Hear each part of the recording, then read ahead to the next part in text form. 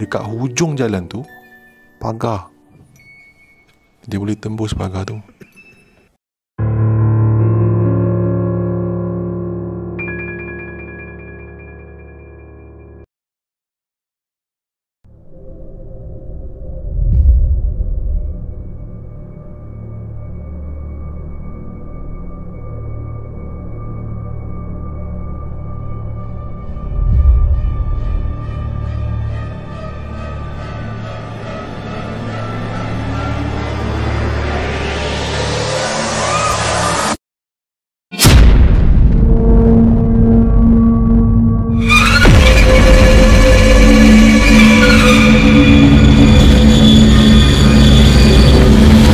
Yang seterusnya aku nampak Pontianak. Aku nampak Pontianak. Aku tak tahulah ni Pontianak ke Langsui ke. Masa tu aku memang tak tahu. Aku tak tahu beza dia apa. Okay, cerita dia macam ni. Masa tu aku form 2 atau form 3. Form 2 rasanya kot. So kita orang ada satu program perkhemahan dekat Bukit Cerakah 4 hari 3 malam. So program ni macam siapa-siapa yang nak pergi ikutlah dekat Bukit Cerakah. Pergi sana, kita buat aktiviti sekolah apa semua ni, kawan-kawan aku apa semua. Lepas tu dah balik. Dalam perjalanan balik tu, aku tiba-tiba rasa macam dapat satu idea gila tau. So kebetulan kat sebelah aku ni memang kawan aku. Aku cakap dengan dia, Zul, nama dia Zul kan. Zul, aku rasa aku malas nak balik lepas ni sampai sekolah ni. Aku nak kita stay dekat sekolah nak. Kita macam tidur satu malam kat sekolah nak. Kita gila kan. So kawan aku macam tanya lu, tiba-tiba kawan aku, okey kak, boleh kak kan. Tak pernah buat kan. Lagipun kat rumah aku tak ada siapa pun. So better aku tidur je kat sekolah dengan kau kan. Okey ngam, ada member lah yang nak join aku. So dah sampai sekolah tu, semua orang turunkan barang apa semua. Kira sekolah tu jadi transit sebelum mak bapak ambil lah, sebelum parents ambil anak-anak diorang balik rumah kan. So kita orang kemas-kemas barang, clearkan apa yang patut, ni. Lepas tu cakap dengan Zul, okay, apa plan? And then kebetulan masa tu juga aku ada pegang kunci tau. Kunci bilik gerakan pengawas. Sebab dulu masa tu aku pengawas. So aku ada pegang kunci bilik pengawas tu lah. So aku buka bilik tu, kita orang letak bag semua dalam tu apa semua kan. Bilik tu memang cozy, memang selesa lah. Sebab dia ada sofa, dia ada meja, semua tersusun, kemas lah. And then surau sekolah pun dekat atas bilik tu, kat atas bilik gerakan tu. And then kat sebelah bilik gerakan, surau sebelah dia kantin sekolah. So memang betul-betul ngam lah. Kantin sekolah apa semua kan. Kantin sekolah memang lah tutup masa tu sebab tak ada orang apa semua kan. Tapi kalau ada apa-apa kita boleh lepak kat situ kan, dekat kantin sekolah. Sebab yalah, memang dia akan pasang lampu kat situ. Bertentang dengan kantin sekolah tu, hujung sekali memang ada pondok guide. Antara pondok guide dengan kantin tu dataran perhimpunan. Dataran perhimpunan besar gila lah. Memang jalan tar. Kadang-kadang cikgu buat jadi parking kereta, ataupun main bola jaring ke apa kat situ. Okey, nak jadikan cerita, kita orang dah lepas masuk bilik tu, dah tengok apa semua, dah letak barang semua, dah okey lah kan.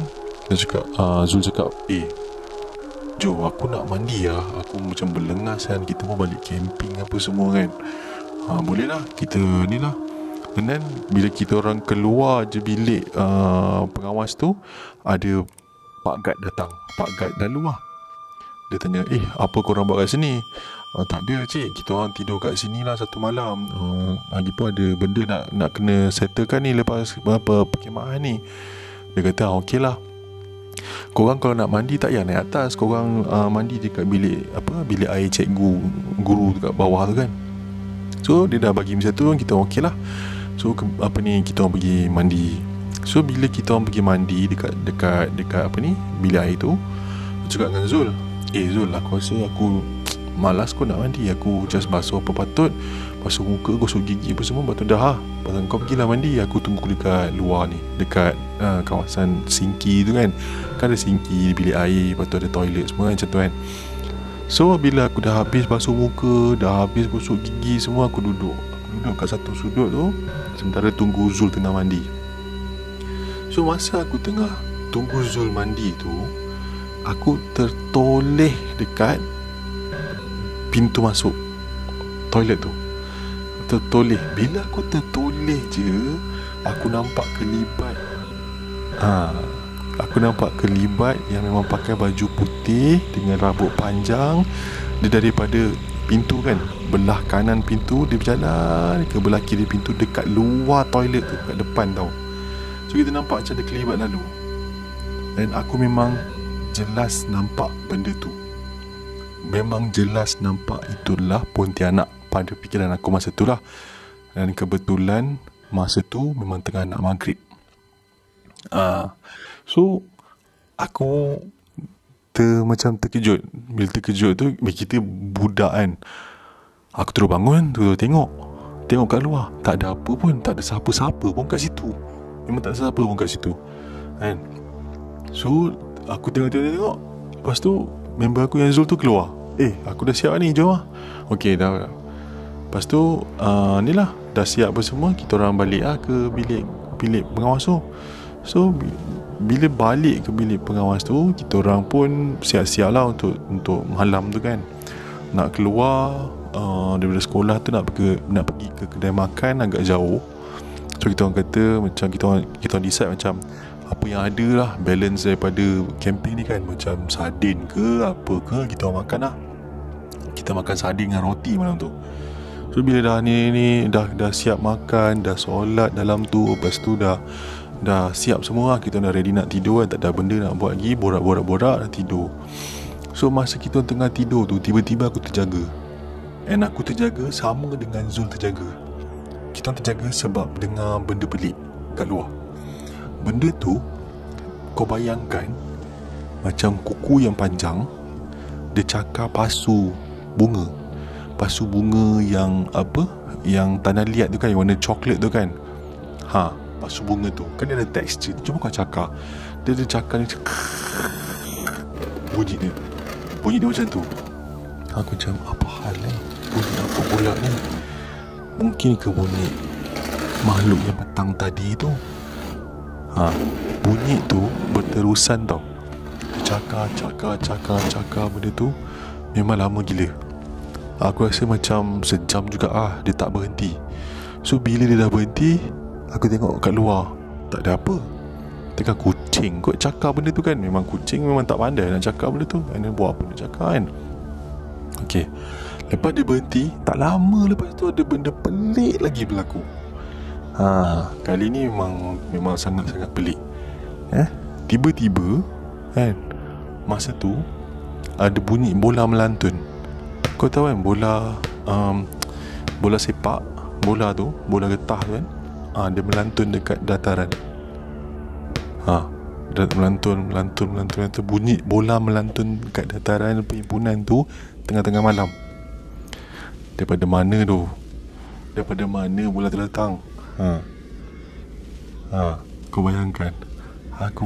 Aku dengan Zul dah, apa benda ni? Apa lagi lepas ni? So kita orang rasa macam nak keluar, nak cabut lari je. Tapi kalau kita orang keluar, memang benda tu kat luar. Kita duduk je kat dalam tu diam-diam. Tak lama kemudian bola tu berhenti. So bila bola tu berhenti, kita orang jengkau lagi.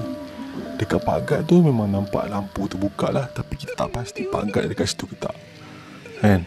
Nak keluar takut. So kita orang duduk lagi. Bila duduk, tak lama lepas tu bunyi cakar tu datang balik. Bayangkan. So lepas bunyi cakar tu, dia cakar, aku rasa dia berhenti masa dah nak subuh.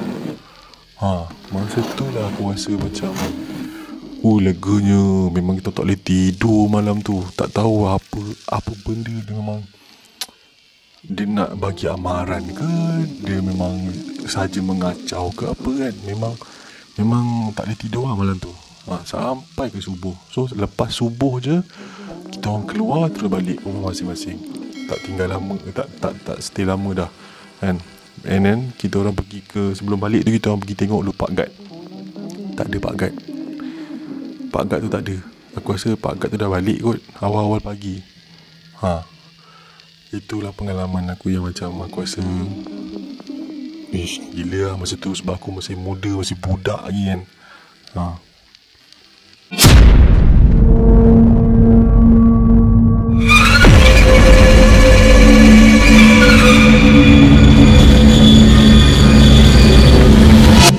Okay, bila cakap pasal universiti pula, aku ada satu cerita best.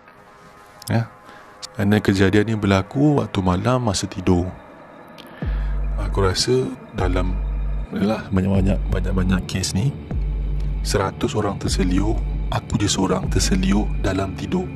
Masa tidur aku boleh terseliur. Kau bayangkan, aku pun tak faham kan. So aku terseliur masa tidur. Esok paginya aku bangun, aku tak ada jalan. Memang sakit gila. Terseliur yang sampai bengkak. Sampai bengkak. So bila tak ada jalan, aku bangun, aku panggil jiran bilik aku sebelah. Aku panggil dengan dia, aku cakap, aku terseliur ni, tak boleh jalan. Macam mana? Boleh tak kau tolong aku bawa pergi bilik air? Aku nak mandi masa tu. So dia bawa apa semua. Lepas tu dah settle lah semua benda apa semua. Aku tanya lagi kawan aku seorang lagi, weh, kau ada kenal siapa-siapa lah, makcik ke apa ke yang boleh urut kaki aku? Aku rasa ni sebab angin. Sebab masa tu aku tidur memang tak pakai selimut, terdedah kan. And then tidur bawah kipas. So dia ni lah, angin dia buat kaki terseliur. So kawan aku cakap, ada, aku dah kenal kawan aku. Dia katalah kawan aku, mak dia memang tukang urut. Betul cakap, dia duduk kat mana? Dekat sini je, kau boleh bawa, kau boleh pergi lah. Petang ni aku tak ada kelas, aku boleh bawa kau. So kebetulan member aku ni dia memang ada kereta. Okey lah, boleh lah, kau tolong lah, bawa aku pergi rumah ni lah, kawan kau ni. So petang tu pun kita orang pergi lah rumah tu. Pergi apa semua. Rumah tu dekat tingkat 3 ke 4, dekat flat. Aku kena naik tangga. Naik tangga. So bila sampai tu apa semua, okey, nampak seorang makcik. Dia tak nampak macam tukang urut pun. Nampak macam makcik-makcik biasalah. Memang rumah dia kemas, dia pun orang yang kemas apa semua kan. Ramah makcik tu. Memang okey lah. So bila aku duduk, dah bagi salam, aku duduk apa semua, ceritalah masalah apa semua kan. So bila dia dah tahu cerita, macam okey, tak apa ni, boleh makcik boleh urut. Okey lah, boleh lah urut makcik. Saya rasa memang kena urut pun ni, tradisional lagi bagus lah. Sebab kita tak tahu apa punca dia kan. So dia urut. So dia ada minyak dia. Lepas tu dia ada apa, air rebusan apa entah semua tu kan. Lepas tu dia urut. Kau tahu tak, makcik ni nampak lembut, tapi tangan dia macam besi. Serius. Dia pegang aku pun memang aku dah menggeliat lah badan aku. Memang tangan makcik ni kuat gila. Aku hampir give up macam tu kan. Tapi aku teruskan juga lah, sebab yelah, kaki penting, nak jalan, nak pergi sana, nak pergi sini apa semua kan. Aku tahan je lah, terima je lah, aku hadap je lah. So lebih kurang dalam sejam juga dia urut aku. Dia urut. Okay, nampak progress ni makin lama makin baik lah. So dia cakap dengan aku, ni next time tidur pakai selimut, jangan macam terdedah dengan benda-benda apa yang angin apa semua kan. Awak ada angin ni. Dia kata jangan makan makanan apa, jangan makan makanan yang sejuk, yang terbiar macam tu kan. Awak kena jaga angin ni, kalau tak jaga boleh teruk. Okey, borak. Lepas tu dia ada macam bagi air ke aku. Dia bagi air, macam dia kata ni makcik rebuskan dengan apa, lada hitam. Makcik rebuskan dengan lada hitam dengan bawang putih. Nanti nak minum, baca selawat, dia kata. Ya. Okey, aku ambil lah air tu. Lepas tu dia sempat lagi pesan dekat aku yang masih aku ingat sampai sekarang. Dia kata, nanti malam kalau masa tidur ada nampak orang datang, jangan tegur. Aku macam, orang siapa makcik? Adalah kalau nampak ada nenek datang, jangan tegur. Nenek mana pula ni kan? Tengah-tengah malam tidur, kalau nampak nenek datang, jangan tegur. Aku blur. Serius aku tak tahu apa nak fikir. Macam okey lah makcik, tak apalah. Ingatkan dia macam dia bergurau je kan. Okey lah. Berapa ni? Oh makcik tak ambil duit. Makcik ikutlah seikhlas anak berapa. Selalu makcik ambil beras ataupun gula. Okey, tak apalah, saya tak bawa tu makcik. Nanti saya datang lagi, saya hantar ya. Okey, so kita orang balik. Aku dengan member aku balik lah. Balik-balik, aku balik hostel. So balik hostel, apa ni, aku ni lah minum air yang makcik tu bagi, baca selawat apa semua kan. So malam tu nak dipendekkan cerita lah, malam tu aku tidur macam biasa. Aku tak teringat pun apa yang makcik tu cakap petang tadi. Tiba-tiba aku terjaga, aku nampak ada satu kelibat masuk dalam bilik aku tu daripada pintu depan. Aku nampak kelibat tu macam seorang nenek bongkok datang masuk ke dalam bilik tu daripada pintu depan tu, pintu bilik aku tu, terus ke kaki aku. Dia urut kaki aku. Aku boleh rasa dia urut kaki aku. Aku boleh rasa kaki aku ni orang kata apa, diurut-urut, macam dipatah-patahkan, krap. Aku boleh rasa ada orang pegang kaki aku. Serius. Dia macam sama-sama je, ada seorang macam nenek datang urut kaki kau tengah malam. Kau tak tahu daripada mana. Aku tak tahu nak buat apa. Aku tak boleh bangun masa tu. Aku boleh tengok je, tapi tak nampak muka lah. Memang tak nampak muka kan? Dan tak nampak muka dia apa semualah. So bila dia buat macam tu, aku tak boleh buat apa. Aku pejam je mata.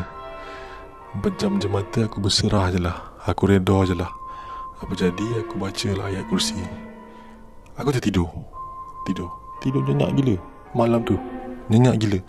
Sampai pagi aku macam aku bangun daripada katil. Sampai pagi aku bangun daripada katil. Kaki aku tak sakit. Kaki aku tak bengkak. Aku boleh jalan macam biasa. Aku boleh jalan macam biasa. Aku boleh lompat macam biasa. Aku boleh berlari macam biasa.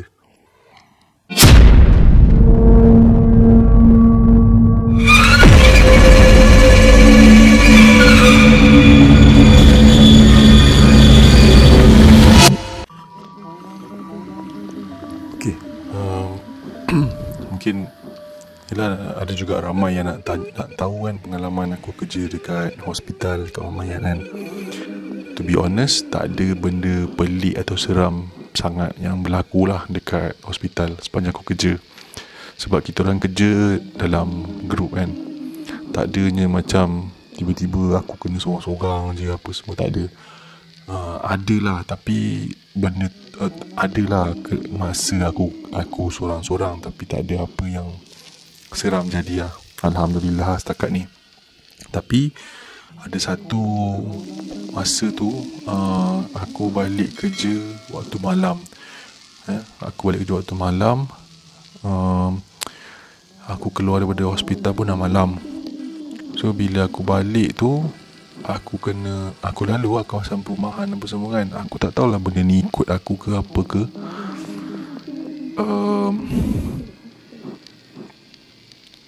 Masa aku lalu satu kawasan tu, aku nak balik ke rumah, nak sampai ke rumah.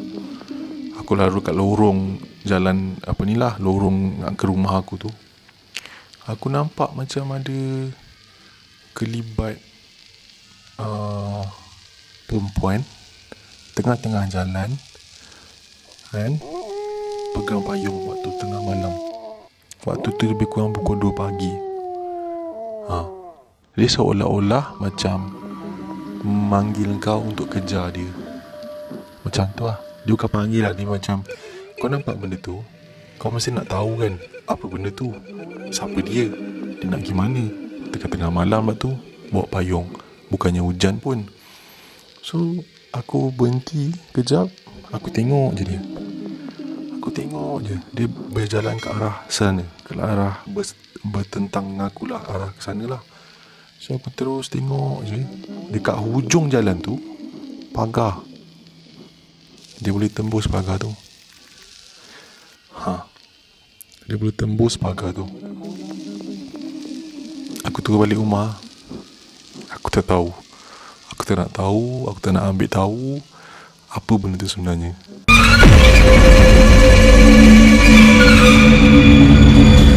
Jangan lupa subscribe. Bye.